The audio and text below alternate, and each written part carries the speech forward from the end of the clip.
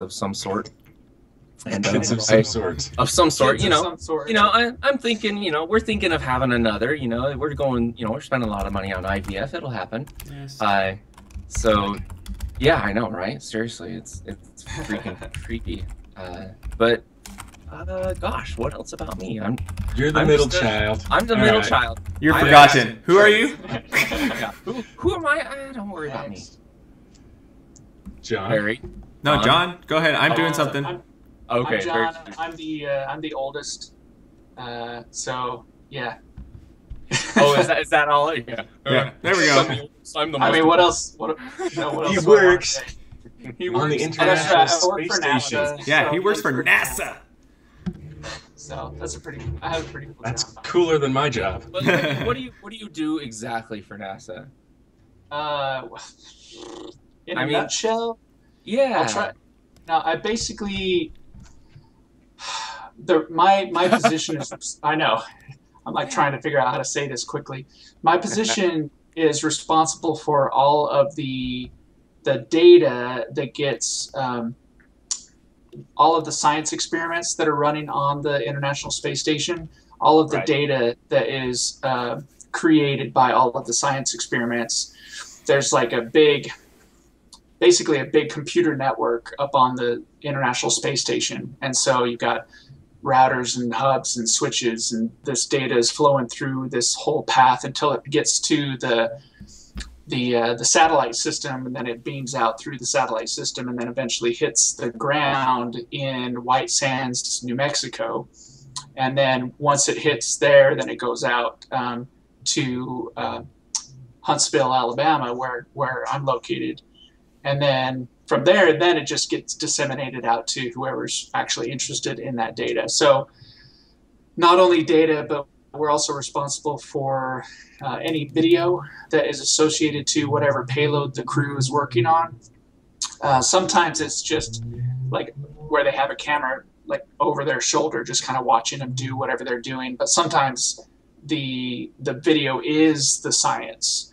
And so like sometimes the crew will be doing stuff and the only science data is the actual video itself. And so those kinds of things. So I don't directly interact with any of the astronauts, but because of my job, I'm like always aware of what's going on the station, kind of watching them do their things so that I can be prepared to support whatever activity. If it wasn't watching. No, we don't. No, once there comes a certain point where we don't have any onboard cameras anymore, so that they can have their privacy. Nice. Otherwise, be like nighty night. No. All right. Well, your contributions to science, my friend. That's right. I'm Barry. I am. I guess my day job, I am a director of marketing for an economic development corporation group. So it's my job to make my town look good. I know, right? Well, hey, I didn't say I was a stockbroker. That's boring too. But right?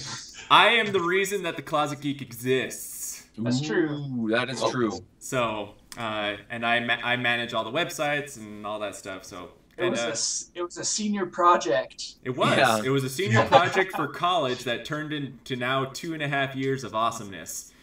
So awesome. And we're super excited to have you on the show, Mark. So thanks for being here. Well, thank you very much for having me. Yeah, definitely. So are we ready? Should we do this? We're already streaming on Twitch. Well, okay. Not a problem. So people have just been listening to it, but we haven't started the show yet, people. So just calm down. Oh, well, yeah, go ahead. We're just gonna do a general format and have you just jump in with us as a guest, Mark. Yeah, Mark. So we'll do This Week in Geek, where we talk about things we did geeky throughout the week, and and we'll ask you, and hopefully you did something geeky. I did lots of geeky things. Okay, good. Well, good. And then of course, you know, later on the show, we would love to ask you some questions and get your viewpoint on some stuff, and we'll just casual, have a good time. And then, of course, we always finish with geeky trivia. And we want you to join us with trivia too. So Ryan says you're good at trivia. It depends. I have certain areas of expertise. Anime and manga, probably not as much. Okay, well that's okay. That's Mike. That's just me. None of those guys. That's why we never ask. That's why it never comes up in this trivia, you know, because everybody goes, "What?" All right. Yeah. I'm going to start recording. So recording there, and broadcasting onto Twitch. Coming to you live. All right. Let me pull up my show notes. We're professional here. All right. Hey, guys. This is the Closet Geek episode 101 for October 10th, 2015. Oh, sorry. Cuckoo clock. Coming to you each week in Closet Geek. All things of geeks critiqued in Closet Geek. Comics and games and tech in Closet Geek. Lego, Star Wars, Star Trek in Closet Geek. We are not nerds, we have some social skills to call our own. Closet Geek.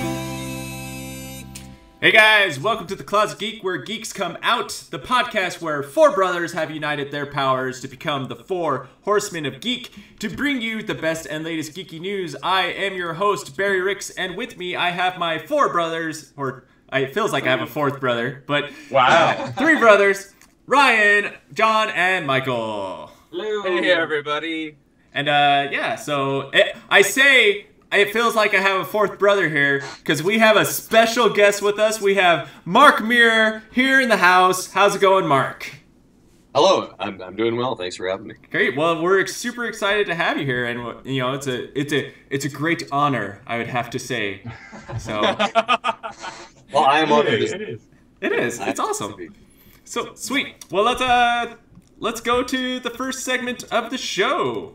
This week in Geek. This is This Week in Geek, where we talk about things we did geeky throughout the week, things we love, and things we could recommend for you guys to check out. So, John, why don't you start off this week? What'd you do geeky? Hopefully you did something. Well, you know, I did watch episode 1 of the new season of Flash. So that was pretty cool. It's kind of off to a good start. I like it. I like that they're like, well, we're not going to explain exactly, and we jump a year into the future, Right, so everything's... they kind of jumped Hey, like a and- year ahead of where the final It's still on episode my is set. DVR. Don't ruin it for me. Oh, No, no, no. that doesn't ruin anything. What's nice is they did the It's, same thing in Arrow. Oh, okay.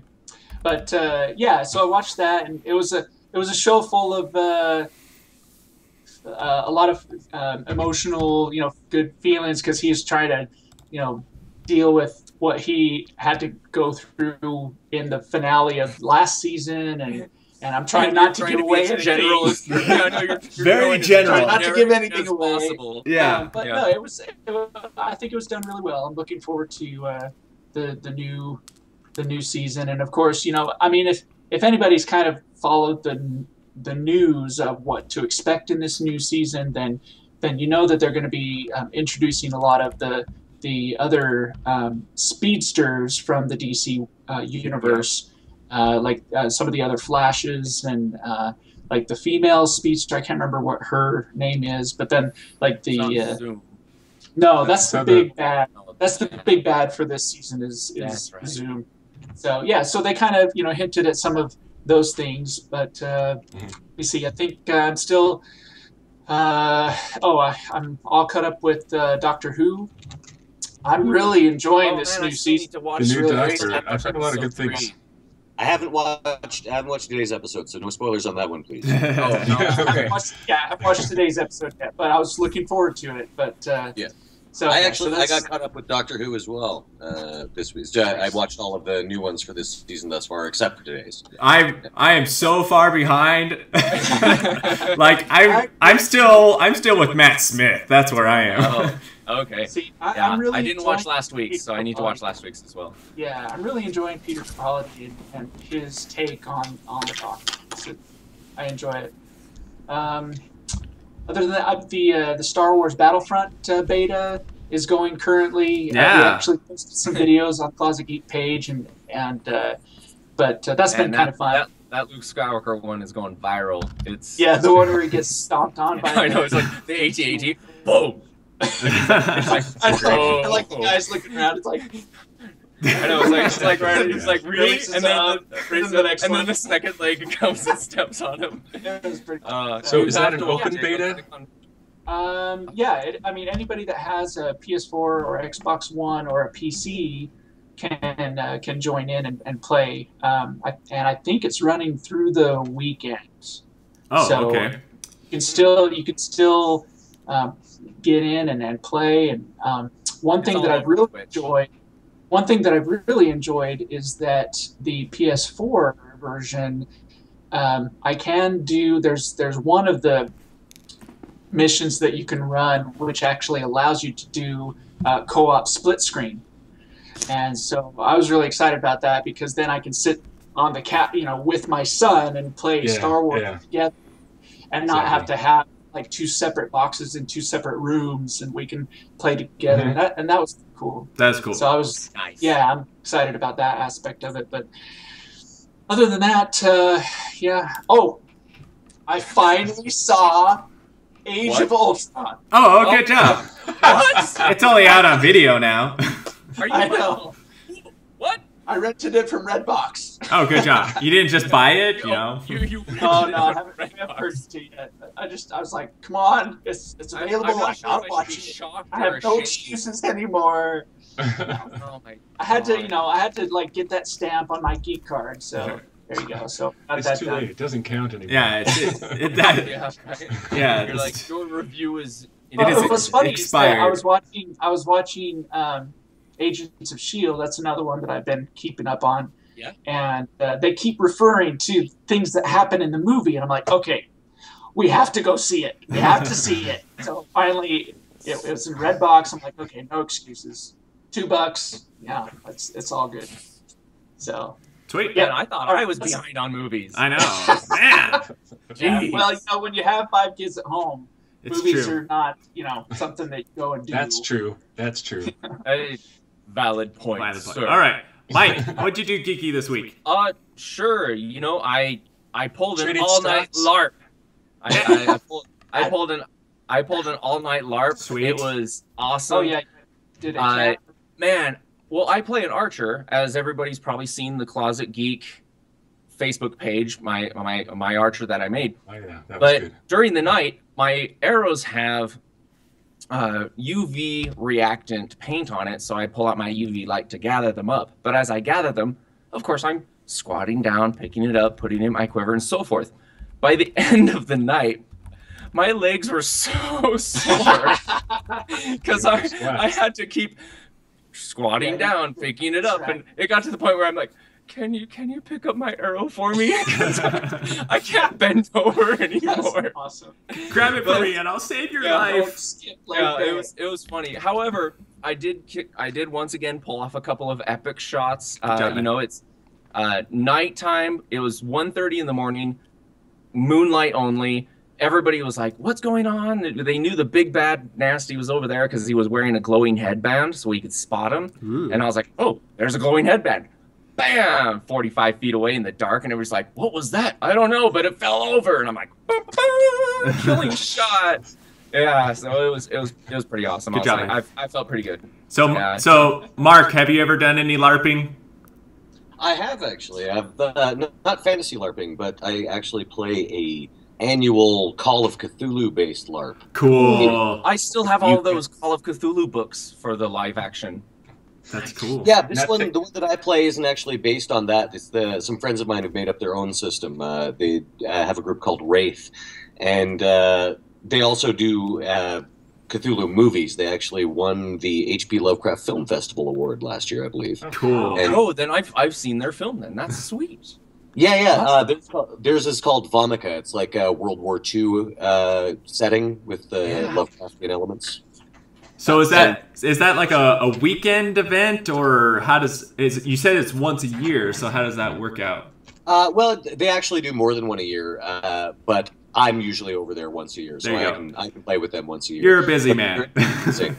These guys, they put a lot of effort into their games, and it's like being in an improvised horror movie with like props. And Wow. I once got to play in the actual bunker that the British government would have been housed in if there'd been a nuclear war in the 1950s. And it's a museum.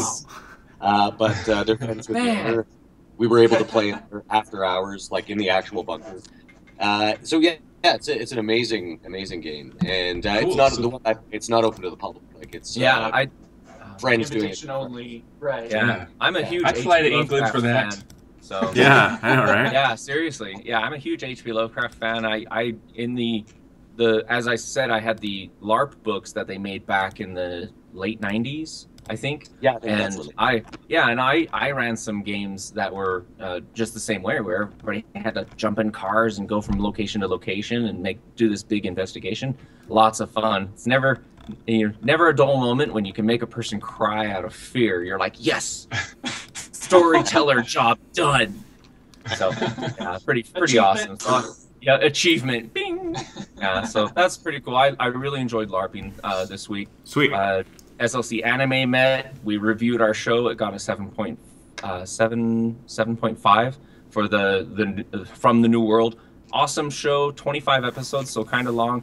It was kind of a utopian / dystopian sci-fi. Utopian, dystopian. I know it's really honestly a difficult.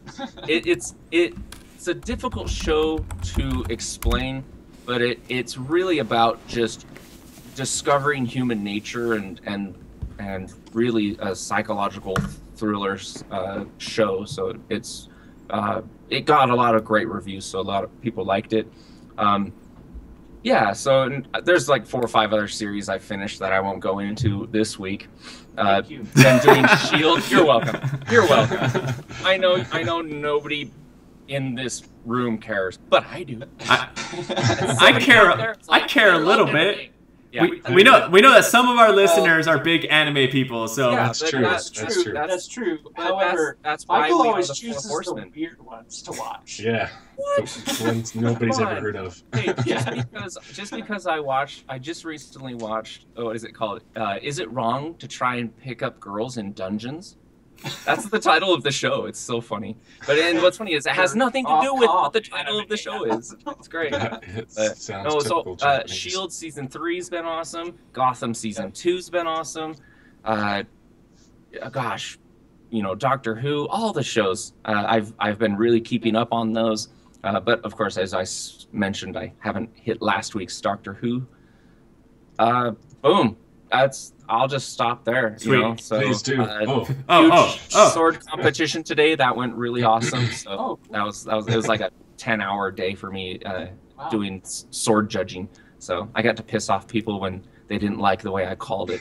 What are you talking about, man? I totally hit him. I totally hit him. It's like, luckily though, honestly, people didn't really argue. I just joke about it. Like, I'll totally hit you, buddy. Yeah, it was a really cool day because we had 26 participants, regional tournament. We had the United Clan Swordsman Association, True Edge, and the Noble Science Academy from Reno, and so we had a lot of people there from three different organizations within the HEMA Alliance. That's awesome. Our next goal is to do a Rocky Mountain convention / tournament so we can bring in a more of an international crowd. It'll be awesome. Sweet. Mark, what'd you do geeky this week? Well, the geekiest thing I did this week was work on my geeky TV show, Tiny Plastic Men. Yes. Go ahead. Plug away. We want to hear. We're currently doing season 4. So our fans in America can watch us on Hulu. We've got all 3 seasons up on Hulu. The 4th is being filmed right now. We've got pretty heavy posts, so I wouldn't think the 4th season will be ready until early 2016. But we'll be shooting until the end of the month. So this week I spent dressed up as Cthulhu, and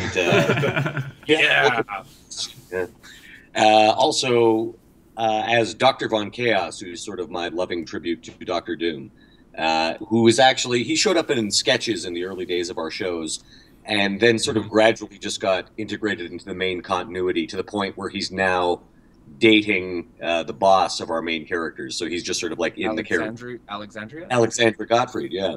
And so we established him in the show as he is a supervillain, and he is a dictator of a third world country somewhere in Europe. and so now he is also just like a regular character on the show that shows up. That's great. Yeah, I noticed that the Dr. Von Chaos, you see snippets of him in the closing sequence as early as season 1, episode 3, but he was never actually in the show that I could spot at that point. He does show up in one episode in season 1 and in a couple of comedy sketches, and I think those sketches are actually up on YouTube. I think they're called Arch Enemies with Benefits, and and the other one's called Supervillain Team Up. Nice. Yeah. So that's so awesome. Page Master Jim in the chat says, dressing like Cthulhu is what Mark calls Thursdays. It's true, yeah. Although I think we actually did that on Tuesday. Oh, okay. It started with a T, so it works. I was going to do it on Thursday, but my costume was at the studio, so I'll have to reschedule. So yeah, that's been my week, is working on Tiny Plastic Men. Awesome. And of course, we have lots of geeky sketches. Especially, we're bringing back a plot line from last year. There was an episode called "Crisis on Infinite Octobers." My character is named October, and we have established that he is a time traveler from the year 13 million. In the second season, in the third season, we established that not only that, he's from an alternate future, so he's actually from a parallel world. And there have been a number of Octobers in the Prime universe, and they've been sort of killed off and replaced by the other Octobers. And there was a truly evil version of October, who nearly succeeded in destroying the multiverse last season. It was basically our Crisis on Infinite Earth. I remember that one. That was a great episode. Where you played the female October, yes? Yes, she's from the Rule 63 universe.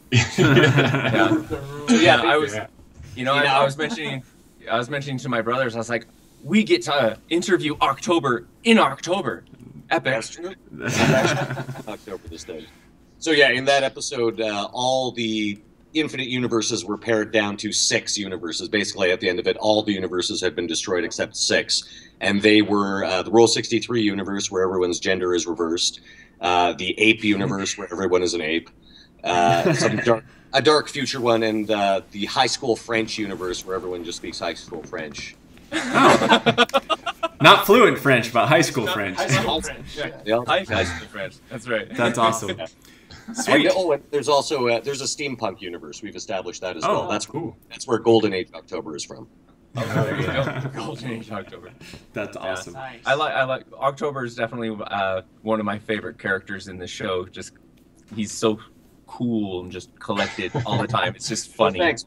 Yeah, he owes much to Spock. Let's face it. There you go. And so yeah, I've been putting in 12 to 14-hour days on Tiny Plastic Men all week. But in the meantime, I've also been catching up on some shows, like before I collapse after coming home. Managed to catch up on Fear the Walking Dead. I quite enjoyed that, actually. The last episode was really good. Oh, yeah. That's interesting because Ryan has been saying how it stinks, but it's nice. It's just slow. It's really slow. He said it started off really horrible, but it ended well. Yes. Right? Well, Isn't that kind of I what like you It kind of ramped up. Yeah, and I like that because we actually got to see the sort of slow burn of the zombie apocalypse starting and then happening and then people still being in denial. Whereas in the main series, Rick wakes up out of the coma and everybody else has been dealing with this for at least a month, right? So there was a little bit of that sort of not wanting to kill zombies because they might still be okay. But we actually got to see society collapse a little bit in that. I think the sort of slow burn at the beginning kind of served the story that way. Yeah. I was just saying the interesting ideas about people not wanting to actually take action, where in The Walking Dead, they have to take action. They don't have a choice. Exactly. Yeah. Yeah. And society has fallen by that point. Like there's very little hope that it's going to right itself. What else? Strain, actually. I've been catching up on the Strain. Oh, yes. Yeah, Ryan talks about that show. I had a couple of friends on that, actually, although they're both dead now, so they're no longer on the show. That's funny. Their characters are dead. Yeah. Right, not the actors. I was like, oh, that's kind of sad.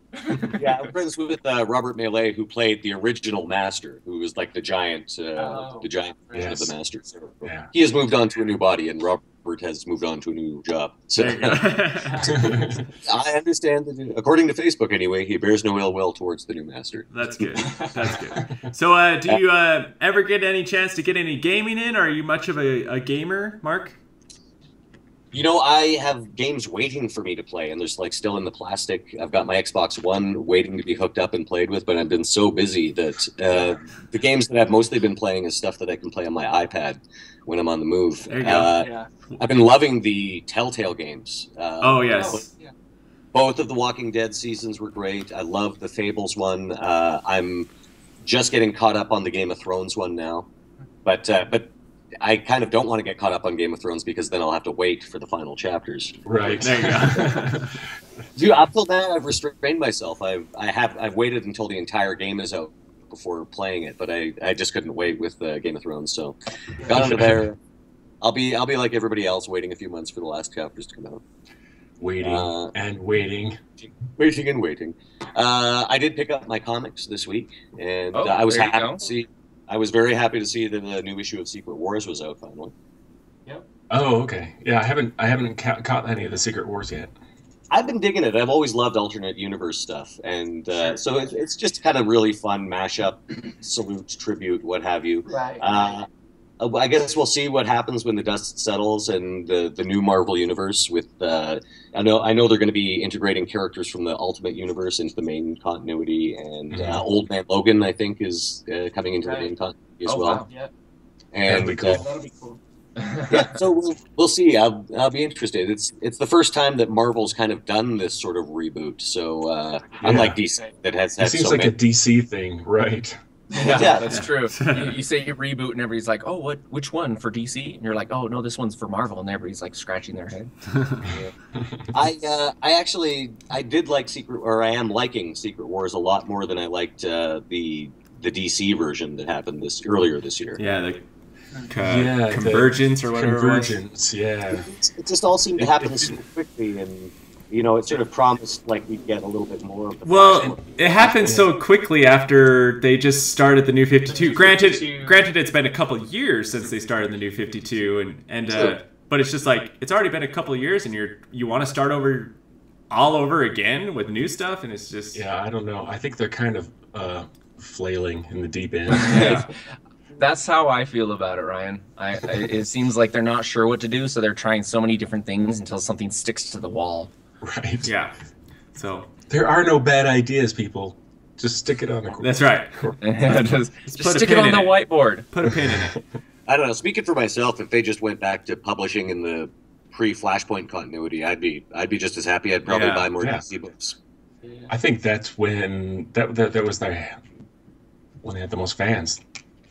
So I think see, that's kind of what's weird about what DC's doing is because now this new universe, they're like, okay, well, everything is canon, everything, so there's no continuity. I mean, everything's continuity, and so they're gonna have their regular series, but then they're also gonna have like these one-shot series that are gonna be pulling in from like the pre-Flashpoint, and they're gonna run that, but that's not necessarily going to be directly connected to the actual Batman series that's going on right now, but we're still telling this story because it's a good story, so it's really confusing. I'm behind that. Like I don't necessarily need everything to have any bit continuity, but so that's kind of what they're like. Hey, if it's a good story, we're going to tell it, and it doesn't necessarily have anything to do with the actual continuity that's in the main series, but we're still going to put this other series out because it's a good story. I'm all right with that. So we'll see what happens. they do with that. Yeah, we'll see. What they do. Wait and see. That's what I say. Yeah, Until wait they and see. decide to reboot again. That's right. actually, a comic that came out this week that I was very happy with was not quite the end of the Goon, but it's sort of like the wrapping up of the current incarnation of the Goon from Dark Horse, which I quite enjoy Eric Powell's stuff, and I'm looking forward to what comes next. Sorry, I'm laughing at Ryan because all of a sudden I see this furry little bum going across the screen with the tail and everything. Oh, look, it's a tail. Random. All right, Ryan, what'd you do, Geeky? My this cat week? is a jerk. He'll try and push my microphone off the table. There you go. He's like, you're talking to other it's people. It's not a glass no. with water in it. Why would he do that? It's pretty heavy though, so it's that's not right. going anywhere. I finished reading The Martian. Oh, cool. Oh. Did you like it? That book is so awesome. Oh, cool. I can't wait to see the movie. And movie is doing really great. I hear the movie's doing really good. A lot of critics love it, but the book is just like amazing. The characters are all really well fleshed out. The main character, Mark Watney, is like he's funny. He's down to earth. He's like a mad scientist, genius type guy, and it's just amazing. And this is Andy Weir is the author. This is his first novel. His first novel. Wow. And it's already been made into a movie. He's sitting pretty then. I hope he continues to write because it's really amazing. That's cool. Loved it. I finished it in like a week, which is a record for me for fiction. I'm not known for my fiction. Yeah, reading your fiction books. I always read nonfiction, but it's probably when a person could read it again and enjoy it just as much, even though they know the outcome. That's just one of those books. That's it. Been working in the shop making people props. How's this? Did you? Oh yeah, sword did you finish the sword? Sword's not done. It needs paint. Oh, okay. So it's 98%. Yeah, it's almost done. And I've got a helmet in the works. Cool. It's Orion from DC Comics. Nice. Cool. Orion is the son of Darkseid. Oh, okay. Right, but did you have to get he's like, one of the new person's guys. measurements? This is actually the same guy that I did the Owlman helmet for. Oh, so you already have his measurements. Yeah, so you already have his measurements. Yeah, and I works can out. actually improve on it. So Cool. All right, And and that's pretty much it. No WoW at all this week? No, I've been helping my son play his quests that he can't complete. Oh, okay. But that's about So it. you're assisting in WoW. Right. I try not to assist my son too much because if I do, he ends up complaining that I helped him There you finish a go. quest. So I'm like, you know what? Oh. If you're going to complain about me helping you, no, I'm not going to help you anymore. That's right. No, my son doesn't do that. He does his best to do it on his own, and when he dies like 100 times and all his gear is broken, then he'll come get me. Oh, sad and cute at the same time. oh, your gear Alright. is broken. How cute. That's right. That's it for me. Cool. It doesn't work like that. Let's see. Well, I started Flash season 1 on Netflix. Yeah, that's how So far good. behind I am. Holy cow. Well, I don't You don't pay for TV. I don't have TV. I don't have Hulu or Amazon. I just have Netflix. Okay. And so when it comes on Netflix, that's when I watch things. But my But wife. see that now you can binge watch it. That's right. And my wife is watching it with me, and she actually really enjoys it too, which is nice because we haven't had like a superhero show that we both like at the same Right. time. So it's nice to sit down and watch that with her. And so I'll be watching, the new season of Arrow season 3 and Gotham season 1 all by myself. But I have a business trip coming up, so I'll try to cram a lot of that in there. There you go. Binge watch. Binge watch. That's right. But no, of course I got some of my gaming in, but most super fun for me is I streamed for the first time playing, on Twitch on Thursday. So. No, it was Thursday. And I played Heroes of the Storm, of course, because that's my go-to game. I love playing Heroes of the Storm. And so I just had fun. I played about 5 matches, won 3 of them, lost a couple, but I was always surprised when people were actually watching me play and then actually commenting. And I was just like, Followers. I was like, wow, they're people are watching. actually You talking to me. stink.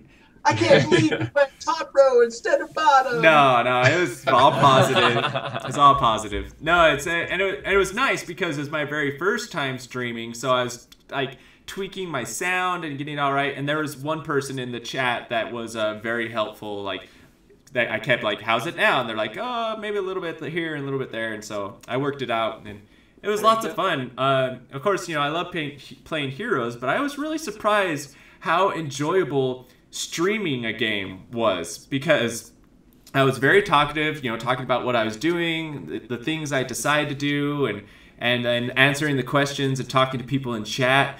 It was super fun, and I had a great time doing it. Like, I want to do this again. And so hopefully that will be a thing.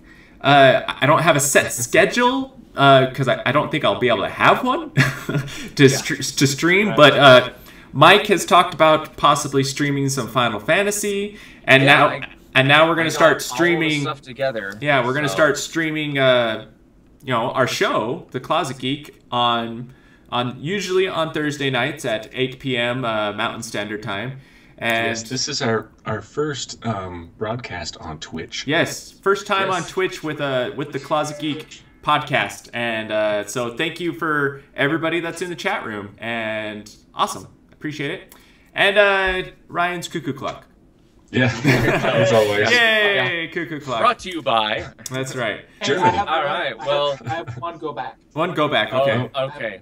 One. Today, I actually sat and watched, because talking about Twitch reminded me, I watched what was called Citizen Con, which is the Star Citizen's own yearly presentation that they do for the backers.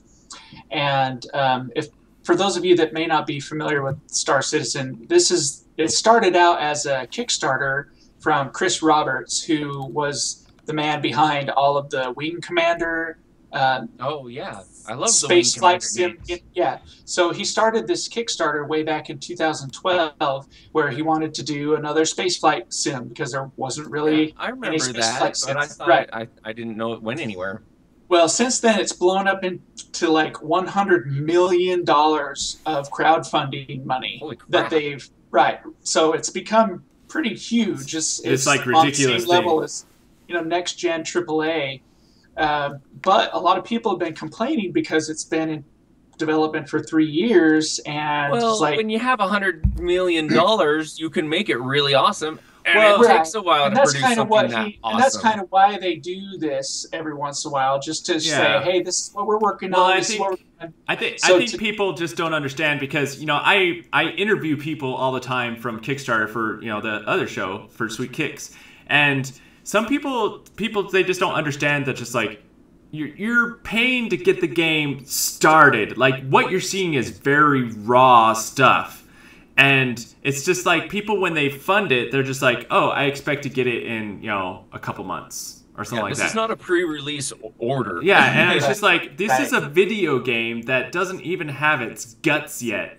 And so it takes years to make games. I mean, Mark could probably attest to a little bit of game making with doing some of his voice acting.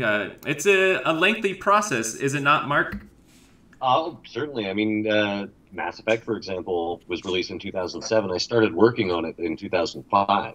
Yeah. See, so 2 years right there.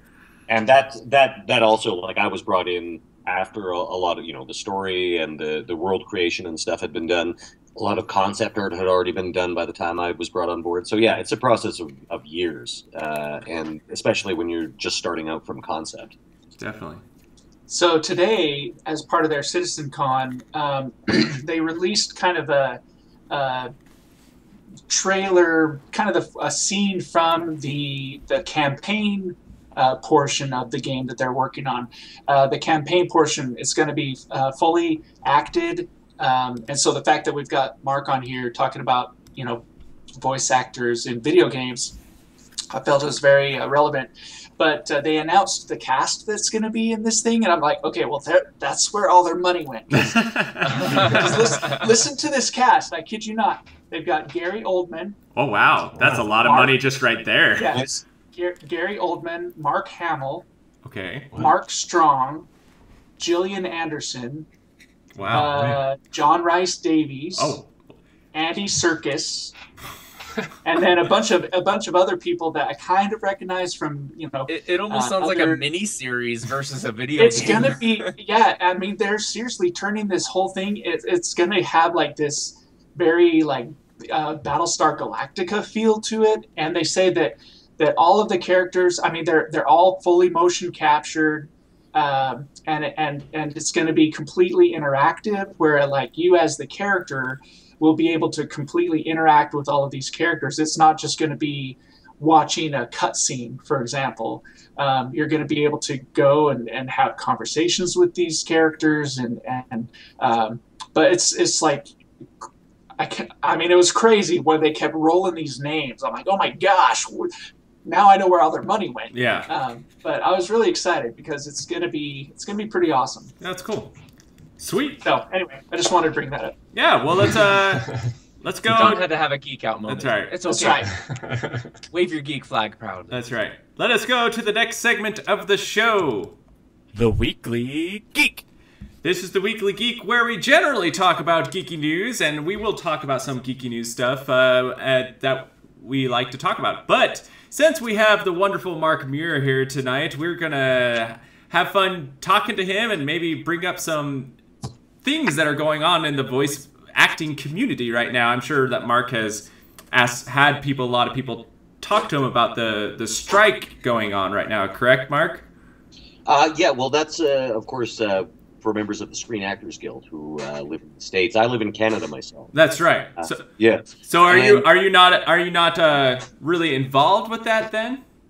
No, not particularly, but I of course have many friends who are SAG members, and of course I support them. I mean, Jennifer Hale, Steve Bloom, Yeah, Jennifer Hale. She's all good friends of mine. And so yeah, definitely support them. I don't believe they've gone on strike. I might be wrong on this, but they voted. They approved strike action, and so That's right. Yes. table that will be on the table, as they say. That's interesting. So you said, you know, not being an American citizen, you know, you're not a member of the Screen Actors Guild, but are you unionized up in Canada? Do you have the equivalent of that? Yeah, there's Actor up here, and then there's I'm a member of Actors Equity, which is like for stage. Equity. Yeah, like all the Broadway people are on Equity and stuff like that. Yeah, and then there's Canadian Actors Equity and American, and it's and then of course British. Each country sort of has its own, even if they're all under the Equity banner. So I guess ultimately, the fans thus far have been very supportive of the voice actors and whatnot. There was even a hashtag that was going around, Performance Matters. Yes. And, Right. Yeah. So with that, I mean, is maybe you can kind of enlighten some of the stories maybe that you've a lot of what the actors are fighting for is like the really long hours of doing like a strenuous type voice and what they're saying is they only want like 2 hours now for, you know, if you're doing a strenuous voice and then take a break. You talk about being with your show you're doing now, do it 12 to 14 hours. Were your voice acting hours like that as well? Oh, no. They keep the sessions short, BioWare does anyway, because they don't want your voice to get tired, and they don't want you to sound different at the beginning of the session than you do at the end. Okay. And so, yeah, sessions were never more than 4 hours, and there would be breaks in between. And, of course, you're also hydrating yourself and whatnot. So, yes. Yeah. Okay. So I know that the strike action in the United States also dealt with mocap for video games, and those sessions can be quite long as well, and very tiring and very physically. Yes. So yeah, I can understand why folks want a little more protection built in for that sort of thing. Yeah, myself, I never really had too much strenuous stuff to deal with, and again, we kept the session to 4 hours. Stuff like the Vorcha was fairly strenuous, but we would tend to save that for the end of a day. There you go. And then I could screech and yell to my heart's content. Awesome. No, that's really cool. But and I guess one of the other things that was brought up with the voice acting getting paid for the amount of games that are being sold, because they're not getting those bonuses that other people are getting, like per million copies of, like, you know, of Halo or something like that coming out, and the voice actors weren't getting bonuses, although some of the other people involved with making the game were. I wasn't sure exactly how that worked, but is that something that you're familiar with, Mark? I knew that was one of the bones of contention, and I guess they'll be sorting that out through mediation and whatnot. It's not currently policy as far as I know, but this whole idea of like royalties as well. Like there's, if you act in a commercial, you'll get certain royalties whenever it's played. Yeah. Obviously, you're not going to be able to get royalties every time a video game is played because it's hard to track. Yeah, you can't track that. Boom, instant billionaire. That's right. I will have 1 penny for every. Yeah. Yes. So, That's about all you would need. yeah. So So it's an interesting thing, and of course it's like new technologies and new media. That this is the rules that were of course written decades ago, and they didn't take modern technology into consideration because they couldn't, because they did not have a crystal ball. yeah. And so as new technology comes up, I assume that we'll just see this in the future as well. As new technology comes up and new forms of media, then you're going to see contracts get renegotiated, and the way that people get compensated get renegotiated as well. I mean, the music industry is sort of facing the same thing. Yeah. Like, it's undergone a huge revolution, and people figuring out how to monetize it or how to still make a buck is part of the challenge.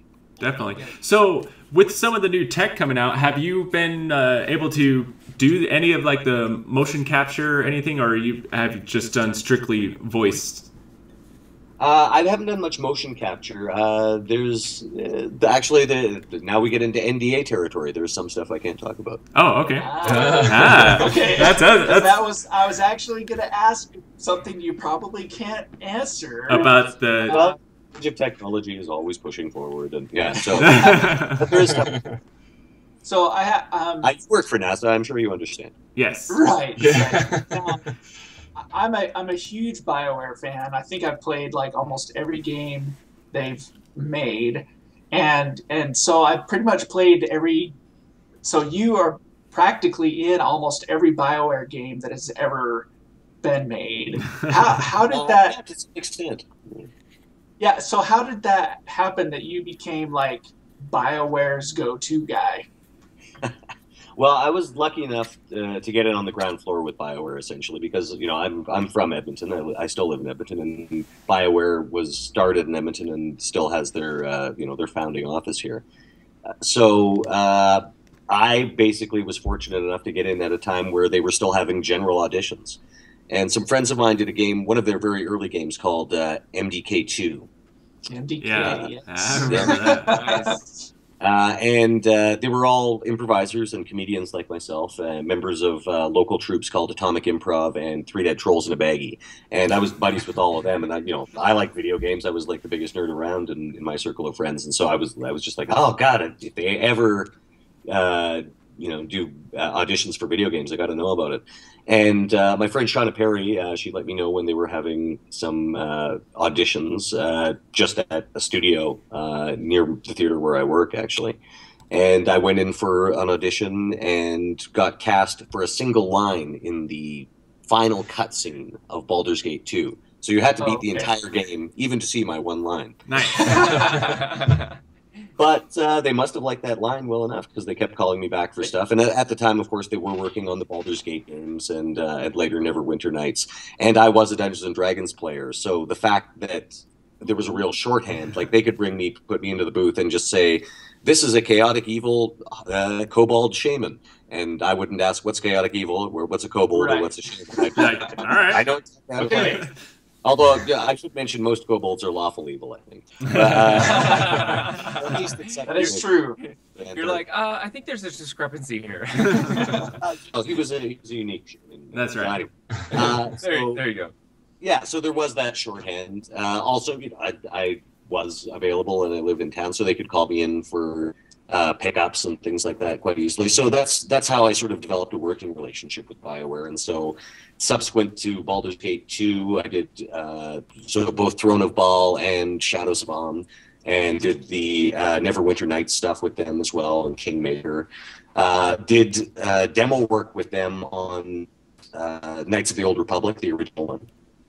I was actually the demo Karth and Nancy. Yeah, I noticed that you did the Karth for the demo, but then you weren't actually Karth in the... No, guess who was Karth in the actual game? Raphael Sbarge, who plays Caden. Oh, well, there you go. Yeah, I kid him that in revenge for that, I killed him. Oh. That's why Caden got the bomb in my games. There you go. Well, I did a bunch of like demos for Imperial officers and things like that in the game. Did stuff on Gene Empire. Did the number of like villain characters and whatnot. And so by the time Mass Effect rolled around, I was actually working on the game before I was cast as Commander Shepard. I was brought in the very early stages to develop how various alien races would sound and do a presentation that the actors would end up playing these guys could use as a guideline. So what does a baseline Solarian sound like? What does a baseline Krogan sound like? And some stuff was obvious, like the Krogan are going to be big and gruff, obviously, just because of the way they're built. There was some stuff that got thrown out too. Like I originally had proposed that Turians sort of talk with a clicking sound because of just the way their mouths are shaped. Right. I thought that was interesting. And that was abandoned after Garrus became a main character because they thought, given the amount of dialogue that Garrus was going to have, it would just get distracting after a while. But I'm the reason that the Volus have that sort of like, wheeze when they talk. And I'm the reason that the Solarians all kind of sound like Steve Buscemi. And yeah, so, and then, I mean, there's certain alien races that I just play all of. Like, I play all of the Vorcha, all of the Hanar, including Blasto. And during that process, I was asked to audition for Commander Shepard, and I never thought that I would get it in a million years. But, I kept getting callbacks, and then I heard it was down to 3 guys, like me and 2 guys from LA, and it was like, well, obviously one of them will get it, and I'll play a bunch of aliens, and that'll be fine. But then I was informed that I got the part of Commander Shepard, and I got to be a bunch of aliens, so it all worked out well for me. That's awesome. Yeah, it did. So. Well, that's awesome. All right, so I mean, we have Did you run out of questions? No, I was just I was pulling up the show notes and everything. So what would be your dream voice job? Like, what is something that you've always, like, either a game or something that you've wanted to do as a voice actor? Well, I mean, I've always been a huge Doctor Doom fan, and he's sometimes he's been translated better than others. There's yet no offense to any of the actors who have played him, but I've yet to see a Doctor Doom on a movie screen that I just go, that's Doctor Doom. And there seems to be a real hesitancy to sort of, portray the more, I guess, bombastic or flamboyant supervillain aspects of his kid, like, army of robots that look like him. His own country, but that's what I want. That's what I want to see, the classic Doom. I think it was Peyton Reed, the guy who ended up directing Ant-Man that came out this summer. And he apparently, I don't know, this might be apocryphal, but he apparently had a pitch in for his version of a Fantastic Four movie. This was like the one that Tim Story ended up doing eventually, like the first round. And so he was in the running. Okay. His pitch sounded really interesting. He wanted to do it as a period piece in the 1960s and sort of do it like Hard Day's Night, like the Beatles movie, where it's like you see their origin just like in like newspapers and flashbacks and things like that. And it's mostly reporters chasing them around. And I thought that would be a really cool way to do Fantastic Four. It would be like, a superhero movie meets Mad Men, that era. Right, and I think in that era, you could really portray Doctor Doom as he appeared in the comics, I agree. Archetypical supervillain. So getting a chance to play Doctor Doom would be my dream voice job, whether in a game or a cartoon voiceover or whatnot. But in a way, I do, like I said, I mentioned earlier, I do kind of get to play Doctor Doom because we've got Dr. Von Chaos on our show. And he's kind of a bargain basement Doctor Doom, admittedly. Kind of a thrift store Doctor Doom. Thrift store Doctor Doom, yes. Yeah, at best.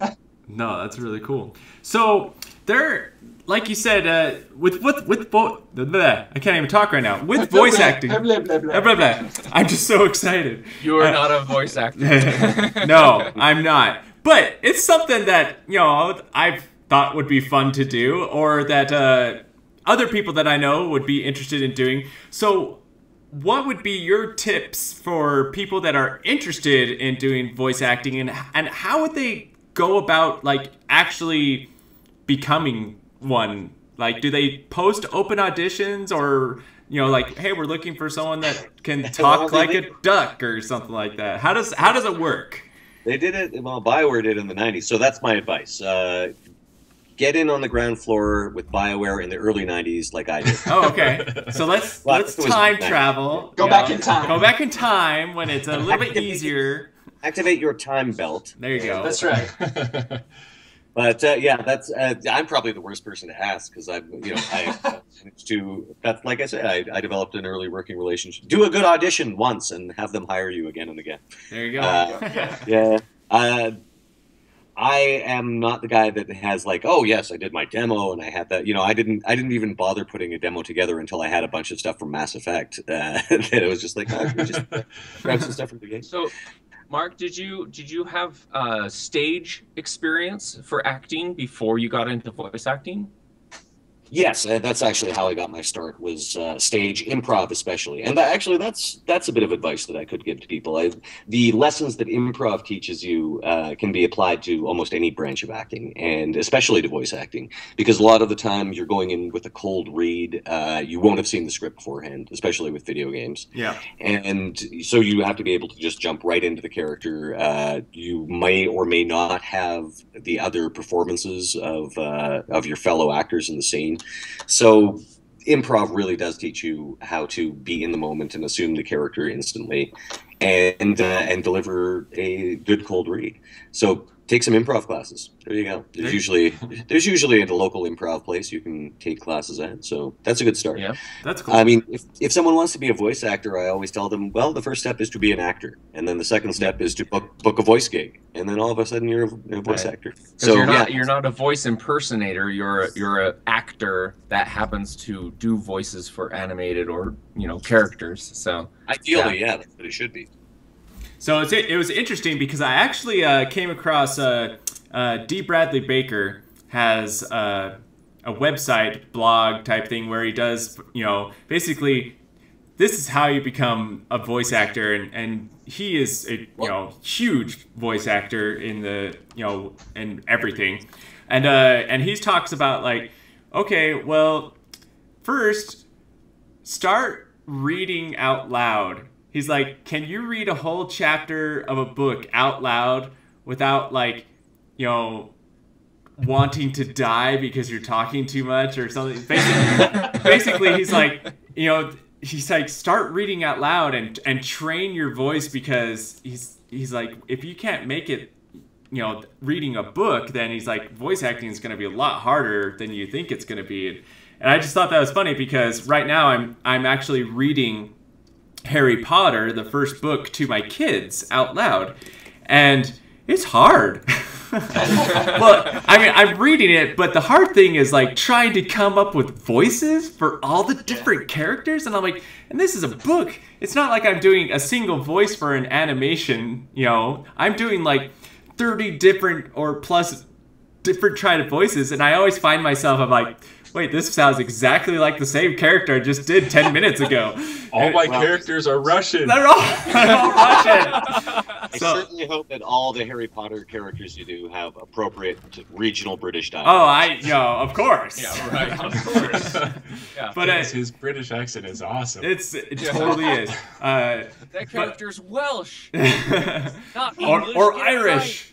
Right. So, but no, it's tough, and I just had to give props to Mark and other voice actors out there, just being able to create the character voice for somebody and then stick, being able to do that consecutively and have good continuity with it. It's hard work, and so I just wanted to give you props with that.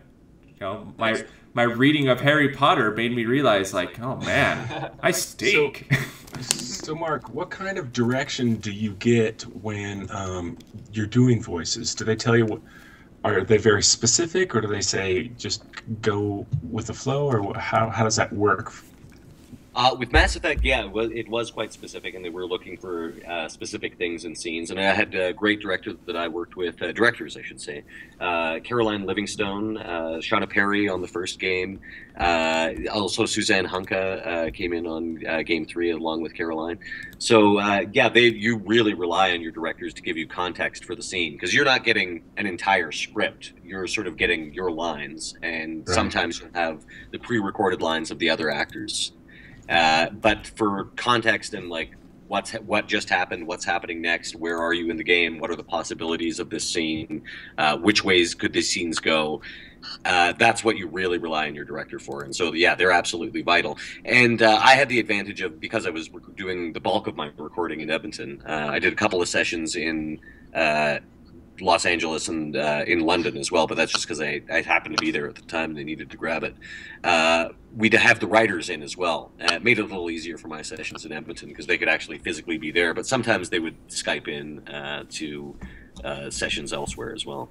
And sometimes they would also let us, you wouldn't be rewriting plot points, but you might say, could I say the line this way? It's a little bit of a mouthful the way it's written. This is a little more streamlined, more like someone would talk. And they were totally great with that. We rely on them and the directors to give us context. That's cool.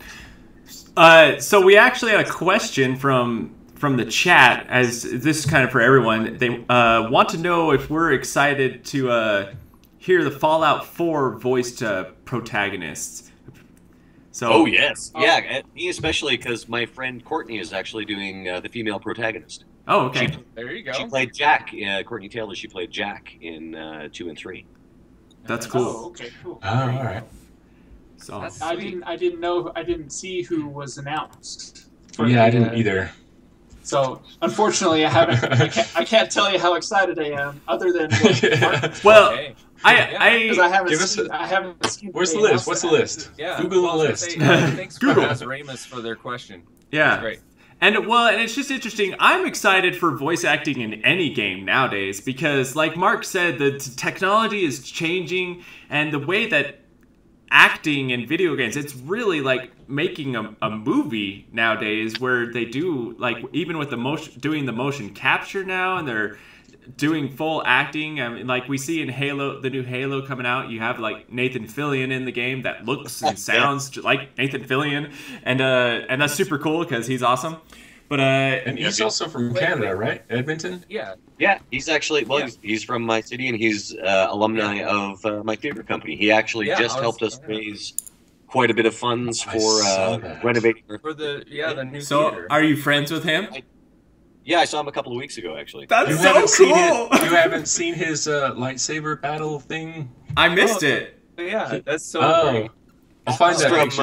I was like, wasn't there a project with you, Nathan Fillion, and William Shatner, or was that just a Photoshop? I couldn't tell. That was a photo. I saw that on Twitter. That was okay. I believe Gary Scullion from Sneaky Zebra over in the UK. Okay. And, Yeah.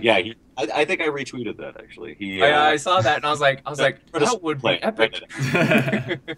Oh sure, hey man, I'll be in a movie with William Shatner and Nathan any day. That's right. I think I might have a bit more trouble signing the two of them, but Yeah. Yeah. So Maybe you could put a good word in for us and see if Oh, he'll yeah, come on right. our show. yeah, that's right. Get Nathan to come on our I'll show. get him on the right away.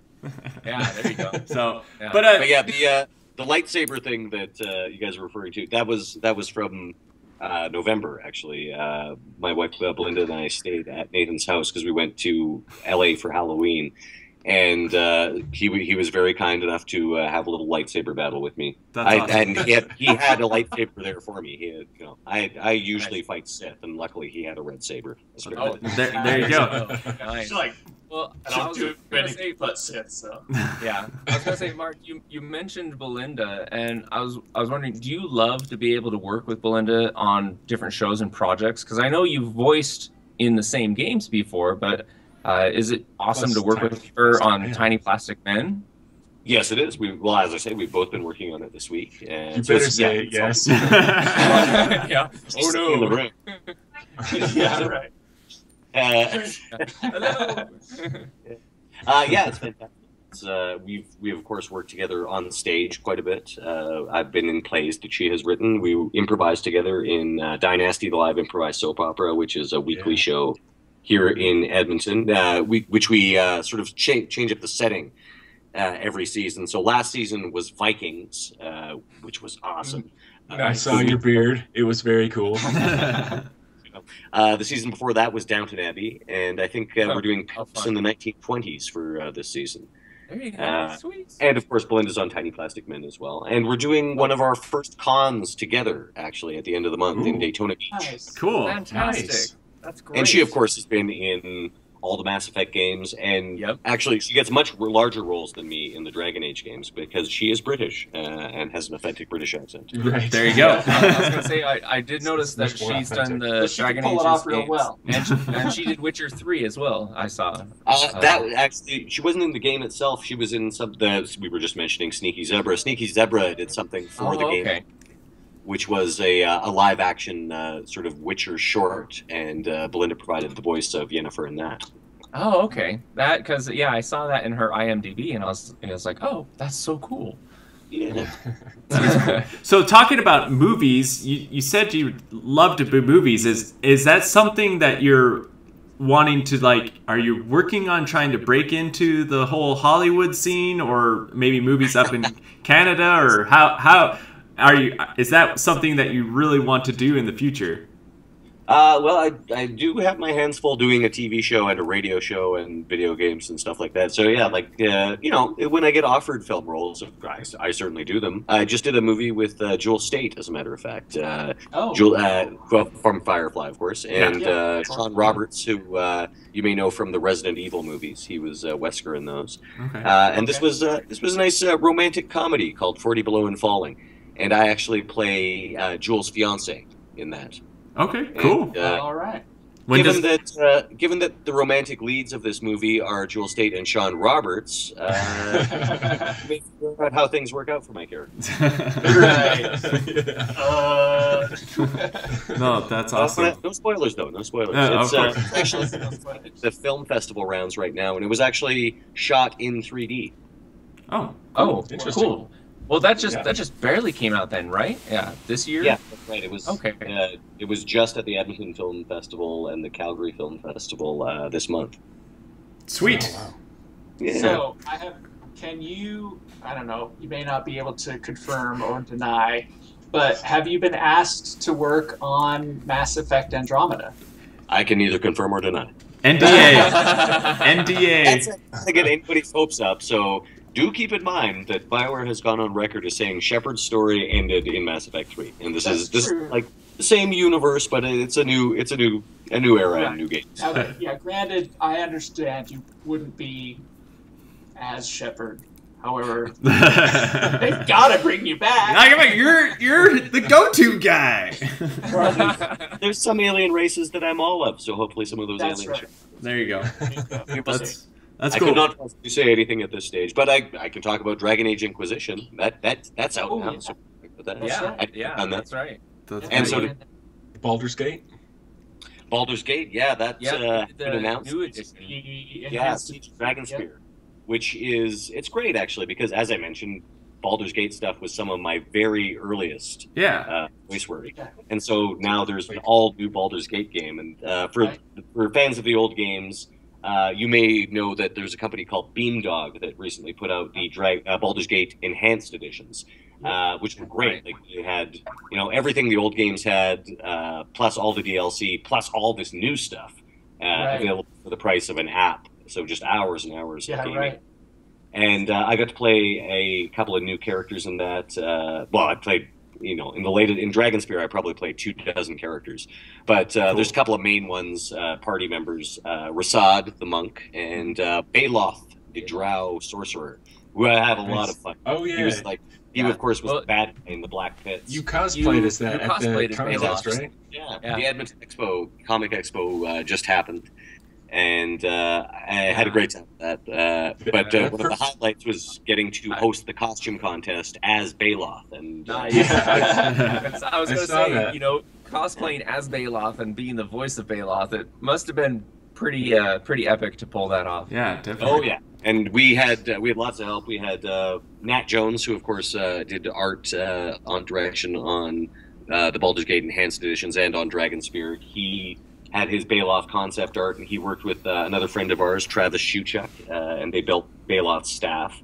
And we also had Prudence Olnick, who's a great makeup artist here in town, and she worked on some TV shows with me as well. And she came to the expo and put me into full prosthetic ears and the drow makeup and the wig and the whole bit. Yeah. So yeah, it was a very professional job. I didn't have to do my own makeup in the bathroom or anything. Ah, that's good. You know, I've had to do that. I've had to do that at cons, but Yeah. this was Right. this was That's getting cool. pampered and put into cosplay. Awesome. Nice. Yeah. Okay. All right. Well, Oh, before our show goes way too long, we gotta. No, that's fine. No, I just wanted to ask one more question. Okay, because one more. I know. And then we'll go to the next I wasn't segment. sure if you can talk about one of your projects that you might be working on now, which is the Long Dark.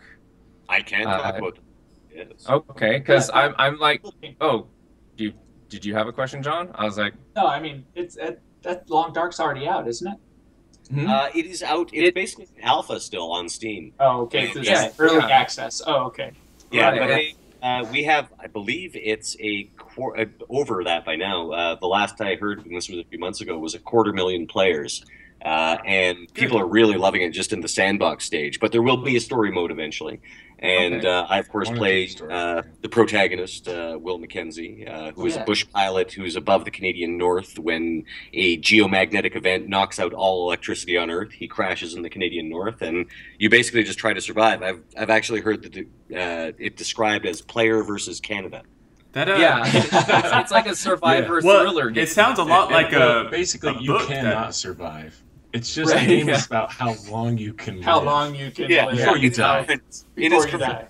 Yeah, but I do know that there was one guy who lived. He got over a year in game. I think he's probably dead. Wow. By now. This was again months ago, but he logged over a year of surviving in game. wow. Is his name Mark Watney? I'm not sure. That's from the Martian. Oh right, Oh yeah, there Okay. you go. yeah. I got it. That's I got it. Hey, you got I it, you missed got it. it. Cool. But for that project, how long did that take for you to do all the voice acting? Because I know you said you had worked 2 years on the Mass Effect games. Was this about the same timeline? Well, we're not done with it yet, of course, because they're still refining it constantly. New updates are coming all the time. I know they a few months ago they put in bears. Bears was a new threat that could another way to die. Another way to die. Right. Great. Yeah. As if Starvation the wasn't co-op bad and enough. starvation wasn't enough. Yeah, right. And they're always updating like the crafting system, and just the sheer size of the world is always getting bigger and bigger. So we'll be doing the bulk of our voice recording soon, I think. So the story mode is coming along. And so, yeah, the stuff that I've actually done so far is largely the stuff that you actually hear in the game, which is prompts, because unlike a lot of games, there is no heads-up display saying that, you know, your body temperature is this, or you're hungry, or you're tired. It's all just vocal prompts from me as the main character. And also Jennifer Hale, I should mention, because in the sandbox mode, anyway, you can also play as a lady. And just like in Mass Effect, you can be me or Jennifer. Cool. That's right. Very nice. Sweet. Yeah. Well, now let's go to Geeky Trivia. All right, Mark, how Geeky Trivia works is kind of chaotic. John is in charge. Like the rest of our podcast. That's like the rest Yeah, of like it. the rest of our We're podcast. totally pros. But John is in charge tonight with Geeky Trivia, so he will be asking us questions, and then it's kind of like, who is the quickest to answer, and you will get that point. Do you buzz in? You just scream out. Okay. Just scream the answer. Scream Just the say answer. Yeah, just All right. rest yell at the end. And since John is doing it, John is judge, and he will say who answered first or if there was a tie. Very well. All right. John says we I have. promised nothing. All right, good. It's just I would like random. some Bronze Age Marvel Comics questions, please.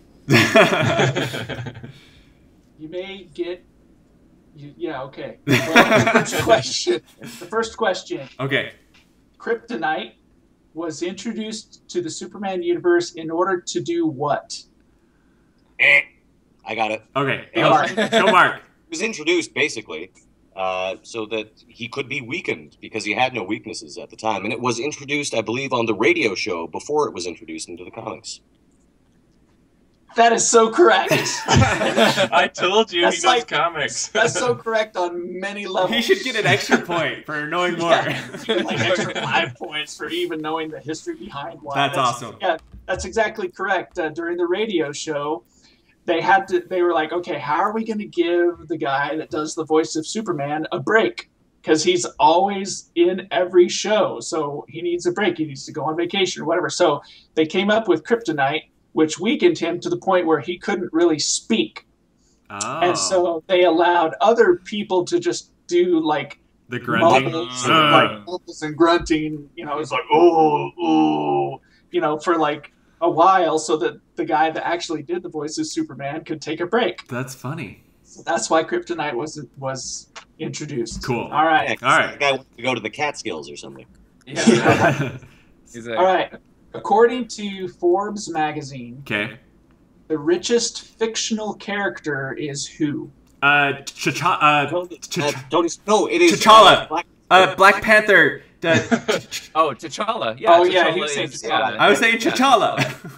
I thought you were You just saying stuttering. T'Challa. No, I was saying the word. The king Oh, of Wakanda. The king of Wakanda. because of all the vibranium. Yeah. All right. That is Vibranium, yes. incorrect. Captain What? Circus. What? Oh wait, is it Scrooge McDuck? Scrooge McDuck is correct. Yes. Oh, that makes so much That sense. is ridiculous. Oh, that makes so much sense. That's Yeah, funny. I was only thinking of superhero comics for a second. But it's comics, yeah. So Yeah. Comics. Man, yeah, his wealth is considered immeasurable, infinite. All right. Go swimming. So where does Tony Stark rank and Bruce Wayne? Tony Stark has more than Bruce Wayne. It's like it goes. If Scrooge is there, I don't know about other people, but in the superheroes, it's like T'Challa, Tony Stark, Bruce Wayne. Dr. Doom's got to be up there too. Cord, the Blue Beetle. He's pretty Ted rich too. Ford. Really? Yeah, yeah. Yeah, but he's He's got like a third. continuity. Well, behind. You know, then you also have like Lex Luthor. Yeah, He's pretty Lex rich. Luthor's on there. And Richie You know, if you're Rich. talking- Richie Rich. Rich, Uh, there you go. What about Hey. like Smog? Oh, Right? Smaug. Right. He was It's not pretty even a rich. comic. Smaug. Ow.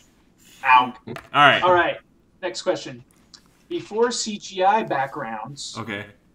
filmmakers used a technique known as what? Matte painting. Matte painting. Oh, yeah. Matte painting. Ryan. Ryan got that one. Oh, You beat me on that one. yeah, just by a little. They gave a really perfect example. The final scene in Raiders of the Lost Ark, where he's walking into the warehouse. Mhm. The entire warehouse is a matte painting. The only thing Really? that's not is just the guy walking. So what they did is they just cut out the little portion of the guy walking and then put the matte painting, and the whole thing is a matte painting. That's awesome. That's cool. Just an example. That's cool. All right. Next question. The non-English characters featured in the Falling Code prominent in The Matrix were what? Ooh, ASCII. Ooh, a lot of people expect that it's ASCII, but it's not ASCII. Oh, It's it's hexadecimal. What are those called? No. Do you want No, multiple it's- choice? Yeah, sure. Give us Sure. more. Yeah, sure. Let's go. This nerdy knowledge. I don't know anything about applicable. All right. Yeah. Right? You're All like, right. Okay, multiple choice. Cyrillic script, Egyptian glyphs, Hebrew, or half-width kana. Hebrew. I'm going to say Egyptian glyphs.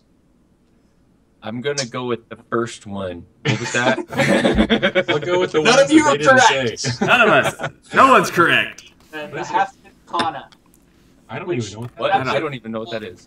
Half-width kana is a form of katakana, and so it's they Oh, half width so that it could fit in a typical computer Half font width. shape. So it's called half width because normally it's, That kind would of make sense the why it looks the way it does. right. Oh, I thought you were saying half wit. Halfway. Yeah, I halfway. Yeah, I didn't hear the width. yeah. So I thought that was joking. So Boda Half width. Boda the Yoda in chat says that Smaug is actually listed as number 2 on that Forbes article. Oh, there you go. Number 2. After Scrooge After Scrooge McDuck McDuck, it's Smaug. All right. All right. Awesome. Next question. The primary sound you hear in Chewbacca's voice is a what? Walrus. Bear is correct. Oh. I'm so glad that Ryan got that question. Yeah, I am. you would have never lived it down. Because I know it was like a couple. Yeah. There you go. Ooh, That's pretty good, Barry. That was pretty good, Barry. Yeah. So it is the primary sound. There are other sounds that they mix in, but the primary sound is a bear. Next question. Best known for Lord of the Rings and Game of the Thrones, Sean Bean's biggest body of work is focused on what historical era? Shakespearean. Richard the Third? Yeah. No. Medieval? Multiple choice. Okay. Okay. Ancient Egypt, No. the Tudor Dynasty, Prohibition era New York, or the Napoleonic Wars? I'm gonna go with The Tudor dynasty. Yeah. That's Napoleonic. Mark is correct with Napoleonic Wars. Did he do a British What is series? it? He did a huge series, British series called Sharp. And Oh, when- sure. I have that. It's Yeah. on my. It's out in my living room. He did it for like 15 years. Yeah. He did this whole series where he was a British He was officer. British officer in Captain the Sharp. Captain Sharp, and he was the Napoleonic Wars. Yep.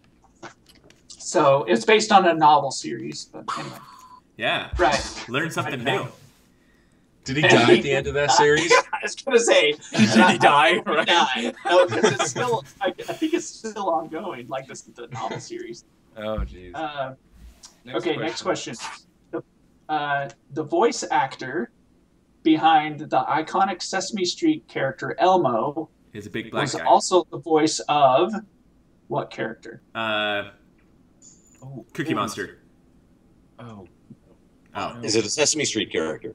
It is not a Sesame Okay. Street No, character. it's not. It's Oh gosh, I watched that documentary. I know. It's, All right. um, Okay. Multiple choice. Okay. Principal Skinner, No. No. Hank Hill, Ooh. No. Master Splinter, or Optimus Prime. Master I'm gonna go with Splinter. Master Splinter. Splinter. Master That's the only one that Splinter. makes sense. I think like all three of you got that one at the same time. All But right. yes, it was I correct. didn't say Master anything. Splinter and the Teenage Mutant Ninja Turtle movie. Awesome. Yeah, Was, like it's the only one that makes sense, but it was I like love same it. guy, same Who guy does that it? does Elmo. I love that movie. What's his name again? I didn't write it down. Didn't write that I'll have to part. go back. I just wrote down the question. bam, no credit whatsoever. That's right. How awful are we? So here's that's funny. I didn't mean to do this on purpose, but the next question is: the Teenage Mutant Ninja Turtles were created by the same type of accident that created which other superhero? Daredevil.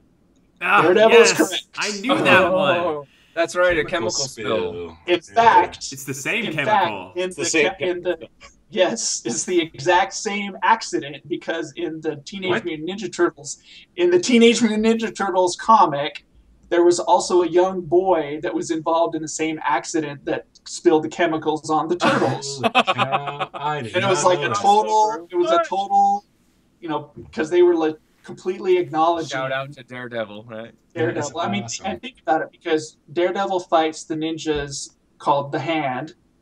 The Turtles fight Fought the the ninjas Foot. called the Foot. Yeah. Oh man, Daredevil's teacher is Stick, whereas the Teenage Mutant Ninja Turtles is Splinter. Splinter.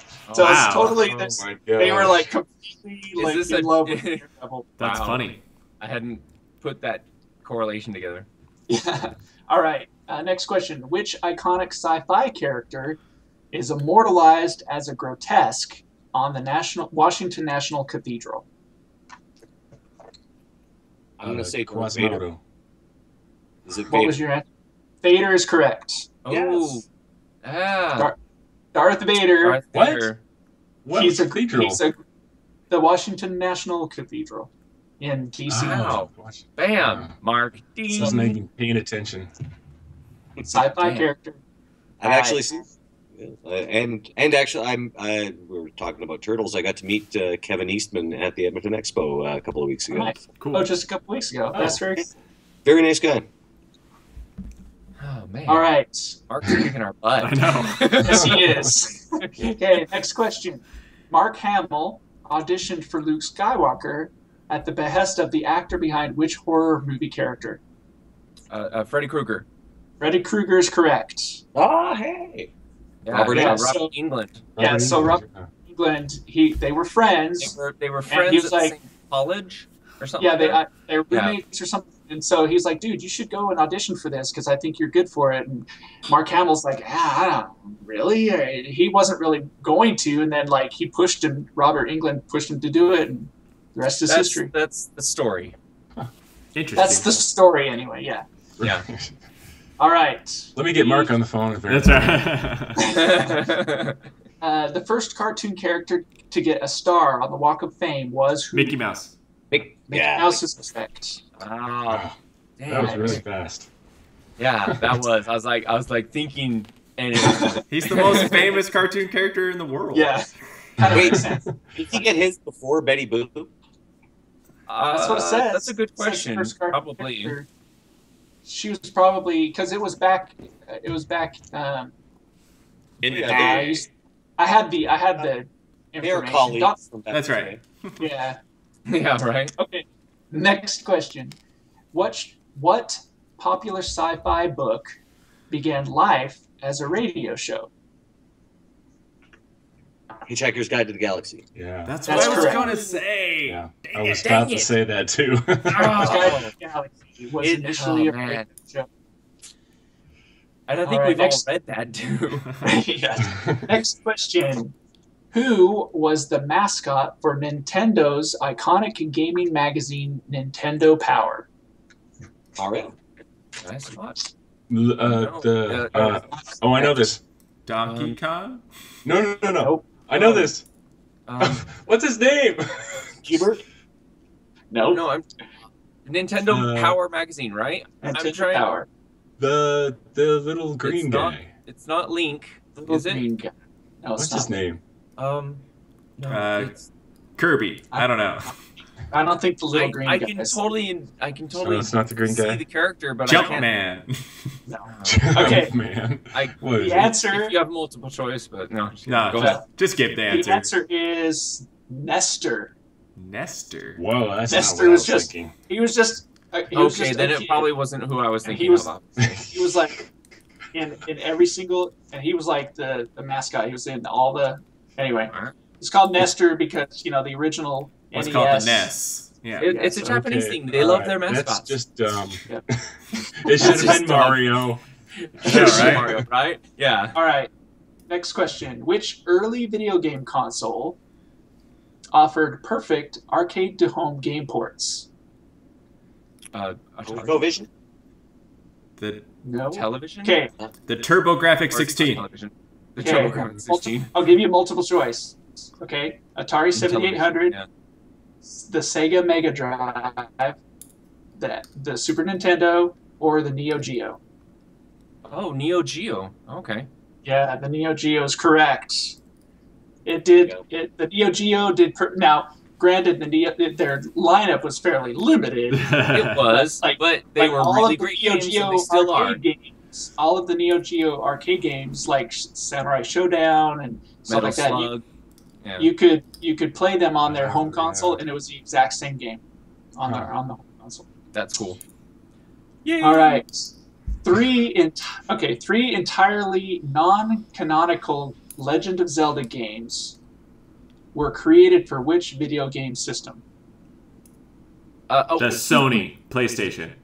No, No, the handheld one. The Game Boy? No. The Game No, Boy Advance? it wasn't even a Nintendo system. It was That's why I said a Not a PlayStation. Nintendo system. Not a Nintendo. Sega. no, the Dreamcast? No. You I probably don't know. What is it? No, I know it's not a Nintendo system, but I can't remember. It was called the Philips CDI. I remember that. What? Oh my god. I know. Yeah! But I knew it wasn't Nintendo.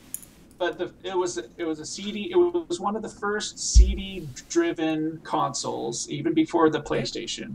And And- even before the TurboGrafx The CD. There were- TurboGrafx 16 was one of the There first, wasn't were it? Yeah. there were 3 Legend of Zelda games that were developed for this console that were not part of the actual Legend of Zelda canon. That I believe is on that's the- where some of the animation style comes yes, something for for the the animated series comes from that CD series for the Philips CDI. Yeah, Right. that's why I was like, I recognized it. Okay, next question. Okay. Google tends the lawn of their sprawling Mountain View headquarters with what? Goats. Keep down. Goats is correct. Goats. Oh, That's dang awesome. it. They have a goat Ah, herd of come in course. that comes in once a That's month. hilarious. They just let them loose on You know the, that- on the hills. That's funny outside. because when we were at Fort Bragg, my wife was at the time a military veterinarian, and a lot of the patients she saw were goats, and because they had all these huge tracts of land, which all the soldiers went and large tracts of land, Tracts of land! and where they would all go and drill, right? You know, they had the tanks, they had the howitzers, they did the parachutes, but in order to control the brush, they had tons and tons of goats. Yep. They just eat it up. Oh, So man. Michelle saw the goats all the time. That's interesting. Anyway, Okay, continue. next question. Next question. In addition to smoke bombs, batarangs, and grappling hooks, Batman's utility belt also contains what? Shark spray. Shark spray. I knew you were going to say that. Yes, that is true. At one point, he did actually have shark repellent. I don't know, in his- caltrips? But Handcap, laser. what does he always have in his utility belt? What was that, Mark? Like a laser? I Uh, said bat cuffs, a laser. an extra mask. Okay. An extra mask. An extra Alright. pair of underwear. Oh, actually, early in his career, he carried the gun that killed his parents. Ooh. That's Interesting. So That's morbid. frightening. I know. Yeah. That's not what we're going for. The answer is a kryptonite ring. Oh. Oh, yeah. I always have to carry one of those around. Just in case. Just in you case. never know, right? Because you never know when you have to beat down your best friend. It's true. Keeps it in a lead pouch. That's right. That's true. Keeps it in a lead pouch in his utility belt. It's kind of a All dick right. move. It is a dick move. That is so true. Well, but, you know, you gotta. It would be like if you knew It's the your only way friend to was do it. if you knew your friend was allergic to peanuts, would you always carry around a peanut butter sandwich? Just like, smack him in the face with it. Smack him in the face. Take that. You better do what I say. Ah, Cow. prophylactic. All right, next Clark. question. The first comic superhero to appear on the silver screen was who? Captain Marvel. Captain Marvel is correct. Thank you. Bam. That's a good one. That's awesome. All right. Or Shazam, as he is known these Yes. days. I was gonna say, Yeah. otherwise Yeah. known as- Otherwise known as Shazam. All right, next question. Which author was forced to bring one of his beloved characters back to life after years of public... Sir Arthur Conan Doyle. Sir Conan Doyle is correct. Who did he So bring it- back? He brown back Well, Shakespeare. I mean, He brought Sherlock. back Shakespeare. In one of his Shakespeare, final too. novels, in one of his final novels, Sherlock and Professor Moriarty were in a fight, And and they And both they fell off the waterfall. into the waterfall. they both died. And- Right. but I after see. years of public pressure, he Oh. finally came out with another novel that brought Sherlock back. Through the I- eyes of Watson. I read like 4 of the Arthur Conan Doyle novels with Sherlock, and after the 4th one, it was just like they're all The redundant. All the same. All the same. Same story. Yeah. Yeah. So I didn't get through his full Yeah. what is it called? Bibliography. Yeah. Yes. Well, you All know, right. if you like Sherlock Holmes, you'll like Scooby Doo. It's kind of the same thing. Those darn meddling kids. All right. Next question. Which alien makes a subtle cross-movie cameo appearance in Star Wars: The Phantom Menace? E.T. E.T. does. E.T. is correct. In the Michael got it. in the council. Yeah. I- Yeah, they you were know- the council. I've seen the screenshots, but every time I put it on my TV, I can't ever see it.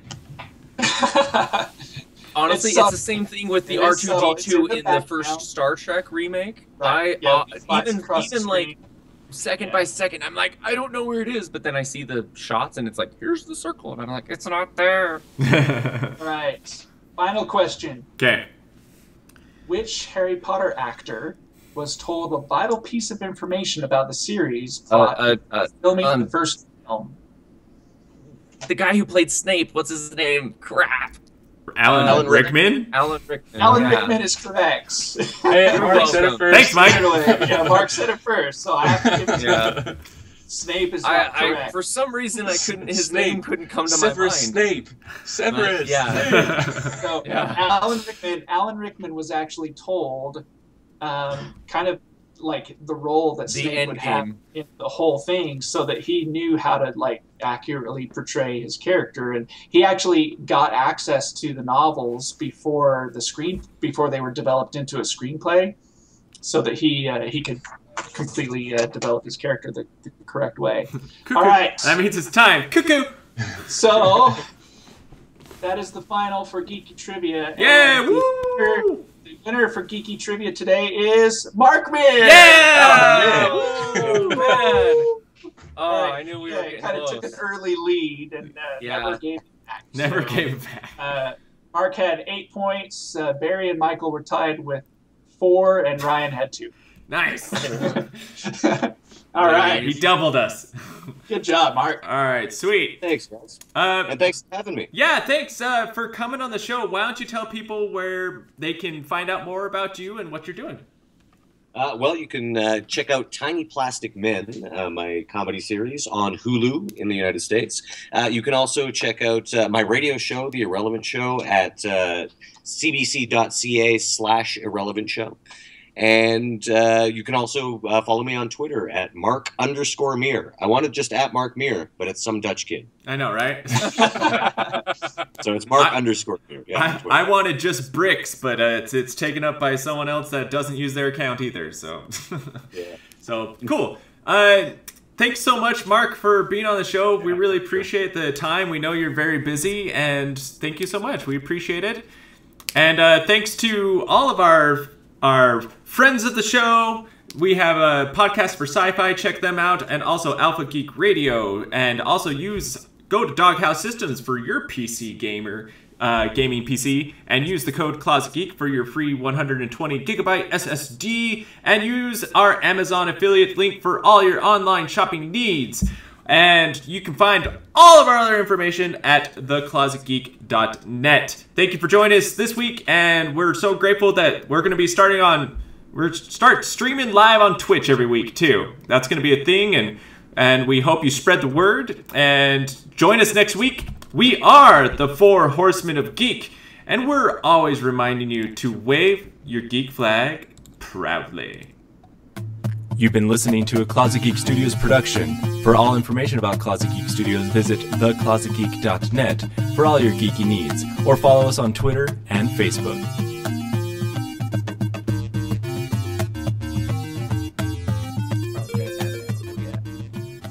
And scene. Bye, everyone. Thanks everyone for being in the chat.